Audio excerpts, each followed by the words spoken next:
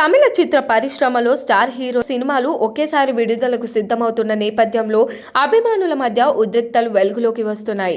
మదురైలోని ఓ థియేటర్లో శివకార్తికేయన్ నటించిన పరాశక్తి సినిమా బ్యానర్ను విజయ్ అభిమానులు చించివేసిన ఘటన ప్రస్తుతం సోషల్ మీడియాలో తీవ్ర చర్చకు దారితీసింది. ఈ ఘటనకు సంబంధించిన వీడియో వైరల్ కావడంతో తమిళ ప్రేక్షకుల్లో భిన్నాభిప్రాయాలు వ్యక్తమవుతున్నాయి. దళపతి విజయ్ రాజకీయాల్లోకి ప్రవేశించిన నేపథ్యంలో ఆయన చివరి సినిమాగా తెరకెక్కిన జననాయకుడు జనవరి 9న ప్రపంచవ్యాప్తంగా విడుదలకు సిద్ధమవుతుంది. హెచ్ వినోద్ దర్శకత్వంలో రూపొందిన ఈ చిత్రంలో పూజా హెగ్డే, మమితా బైజు, బాబీ డియోల్, నరేన్ ప్రియమణి కీలక పాత్రల్లో నటించనున్నారు. అనిరుద్ సంగీతం అందించిన ఈ సినిమాపై విజయ్ అభిమానుల్లో భారీ అంచనాలు నెలకొన్నాయి. ఇటీవల విడుదలైన ట్రైలర్కు కూడా విశేష స్పందన లభించింది.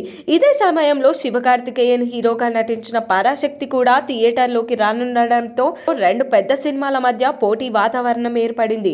ట్రైలర్ లాంచ్ సందర్భంగా మదురైలోని ఓ థియేటర్లో నిర్వహించిన వేడుకల్లో అక్కడ ఇప్పటికే ప్రదర్శన కోసం ఏర్పాటు చేసిన పరాశక్తి బ్యానర్ను కొందరు విజయ్ అభిమానులు చించివేయడం వివాదానికి కారణమైంది. ఈ ఘటనను పలువురు తీవ్రంగా ఖండిస్తుండగా అభిమానుల అతివాద ప్రవర్తనపై విమర్శలు వెల్లువెత్తుతున్నాయి.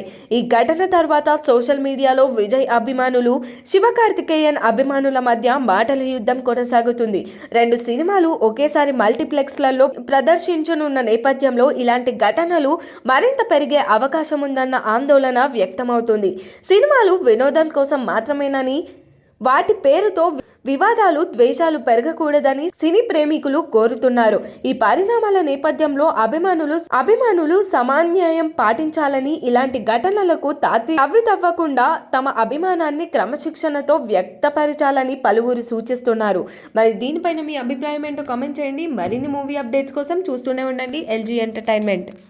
Like, share and subscribe LG TV. Thank you. LG TV की like, share, subscribe చేయండి. Please like, share and subscribe to LG TV. Like, share, subscribe LG TV. Please subscribe to LG TV. Like, share, subscribe LG TV. Subscribe LG TV. Guys, please do subscribe LG TV. Have a good day. Thank you.